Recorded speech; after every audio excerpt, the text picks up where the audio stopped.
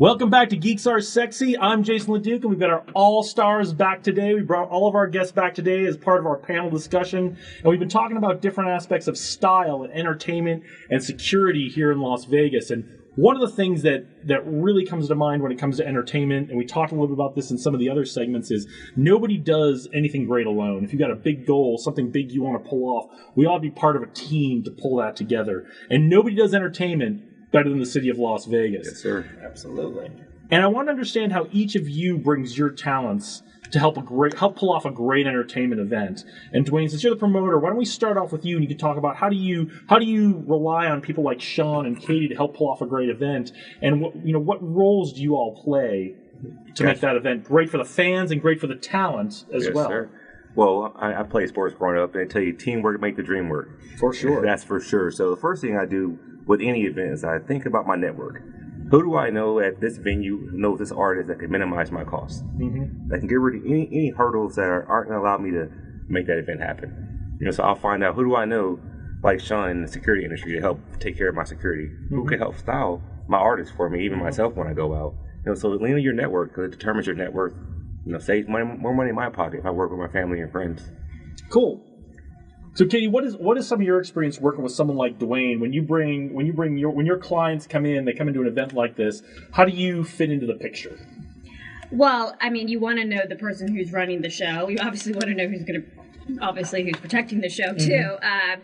Just because if I need to get something last minute, I like to talk to the person in charge, because it's just going to help me get that whatever task I need to get taken care of for my client as quick as possible. And so if I'm new in town and out of, I would definitely want to talk with him, because in that way my client's happy. I can see that, where you're new to town, you got a client who's never been here, you're trying to get, they need something. Mm-hmm. You've got the network in town, and you need to work together to find this thing to make this show go really great. Yes, sir. Yeah. So, and then how does security fit into the picture? What are your objectives when you come and do security for a big entertainment event? What are you thinking about? Well, I mean, it's Las Vegas. We deal with entertainment all the time, especially summer's hitting. We're getting calls left and right. We got EDC coming up. We got Life is Beautiful at some point during the year. All these huge events that we're well prepared for.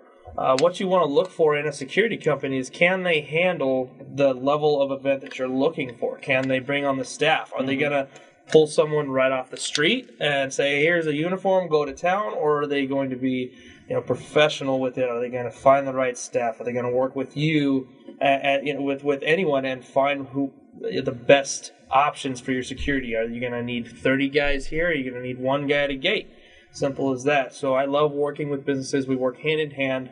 We'll have a discussion. We'll sit down with you, figure out what the best need is for your events. Now, one of the things you talked about when we did our segment is when you go to work with a business, a brick and mortar business, you'll go walk the property. And how do you do that with something like Life is Beautiful, where we don't, we're shutting the streets down, but until that happens, we don't have a really good handle on what the security is. It's a whole different environment once the event starts. No, it really is. All it starts with is us, as far as myself and the branch manager. We go out. We'll be on the property. We have the experience, military and our past security experiences. We'll walk it. We'll observe. We'll see. There's an entrance right there. Is that going to be blocked? Will people be able to get in and out this way? Where's the entries? What are the vulnerable points? Where's the stage at? If as unfortunate as it is in the climate that we are now, we need to look at, are there vantage points if someone did want to do something? How can we limit those vantage points? How can we put someone to cover those areas that might be vulnerable to limit disasters like we've all seen here in Las Vegas recently? Yeah, unfortunately, we've had some things like that. And that brings up a conundrum when it comes to entertainment events, because we want the fans to have a great time. There needs to be access, but there also needs to be security and protection. And how do you as a promoter balance that, the access for the fans, the accessibility to get them in and out quickly, because if they can't get in and out quickly and easily, they're not going to come to another event, right? 100%. How do you balance safety with the artist's desire to perform, right? Sometimes we're our own worst enemy, right? We want to be out there Yeah. with the people who want to be with us, but we also have to protect ourselves. How do you, as the promoter, because ultimately at the end of the day, this is on you. It's on me, yeah. It's on me, my your, insurance your policy. buck stops with you, right? And your Yes. and your insurance. We didn't even talk about that in your sim, but the insurance for these events must be astronomical sometimes. Yes, they are. So how do you handle the balance between access and having a good time and protecting everyone involved? Well, just like Sean said earlier, you have to work together. So you work with the venue, you work with the management there, and you work with local police officers, FBI agents, and also local security officers. Make sure we're all on the same page. The size of the event determines the amount of security you need. So if we're having a 300-person event, I may not have to get the FBI involved. But now, but now, unfortunately, for Life is Beautiful, after 1 October, they're going to have to get the FBI involved in that just to make sure that we're as safe as possible for the fan. And then it comes with the show. You have to plan the right event, so pick the right artist for your demographic and make sure you have a nice, diverse crowd that way you're not really excluding anyone. Now, what are the things you're thinking about? Because when you're styling someone, you may not be thinking about their personal physical protection. You're thinking about their image and who they are and what they're trying to represent. Do you factor any kind of security considerations in when you're doing the styling for someone? I stay in my lane. I let everybody else do their job, right? Okay. Like, I don't try to tell people to do what I don't know anything about. No. But what I'm hearing is your job as a stylist is to let your client's personality come through, just like we talked about in your first segment, and you're relying on these two guys to make sure your client's protected. You're not doing anything with their style to try to keep, and you, not that you should, but right. you're relying on these two guys and the rest of the team to keep your client safe and the fans safe around. Of course, right? Awesome. Awesome. All right. We're not quite halfway through 2018. Yes. We're all entrepreneurs with big goals. Tell me something you want to accomplish in 2018, because one of the things I believe really strongly in, there's no finish lines in life. We're all working forward towards something. What's something each of you want to accomplish in 2018? Okay, ladies first. Ladies, right on the spot. First off,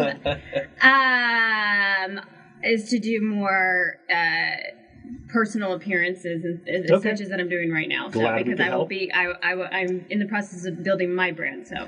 And one thing we didn't get to in your segment, style retainers in 8 cities nationwide right now, and 1 overseas right now. 1 in Canada, yeah. One in Canada. So do you have a goal for how many cities you want to be in by the end of the year? Not necessarily cities, but I have a number that I'm wanting to hit within my business of clients. I'll keep that to myself. Okay, but for sure. But yeah, so there is that number that I'm wanting to hit by the end of 2018 for sure. So no matter how successful you get, we never stop setting goals. There's no finish lines. We keep going. It's a torture to yourself. You just keep wanting it, you always want it. I know how that is. Sean, what's something you want to accomplish in 2018? A huge goal that I have, and I would definitely love to accomplish it, and it's very possible. I want to open up a new branch in a neighboring city. We have 3 branches right now. Chicago is our headquarters branch. We have the branch here, and then the branch in Florida as well. So I would love to explode and get big enough and gain the networks that we could open up a branch, say in Arizona or in Utah, California. That's my main goal. City's looking to bring somebody in. Contact Sean. Maybe you can be in the running, just like that Amazon headquarters that we didn't get here in Las Vegas, right? Talk to Sean. You can be in the running. Yes, sir. Dwayne, I know you've got a lot on your plate, but tell me something you want to accomplish in 2018. Congratulations on getting married, by the way. We didn't talk about that in your segment. Thank you very much. Congratulations. Thank you very much, Katie. Back to business, unfortunately. For the rest of the year and beyond, we're just really going to grow our book of business. Third and fourth quarter, we'll have 4 to 6 events, and then 2019 we'll do 6 to 12. And we'll build it from there.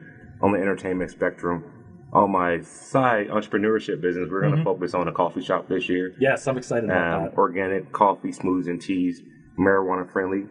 And then we're also going to open a bar this year as well. So that's the focus for the end of the year. So not a whole lot going on for you in 2018. Not just a little bit. Just a little bit. All right, well, thank you so much for coming. It's always a pleasure to have guests on the show. It's always a pleasure to meet new people and introduce them to the audience. Thank you. Tell our guests again one more time how they can reach all of you before we close out the show. Facebook, Entertainment Capital Group, LinkedIn, Dwayne Davison, and then phone number, just email Jason. He'll get it to you. I'll get it to you.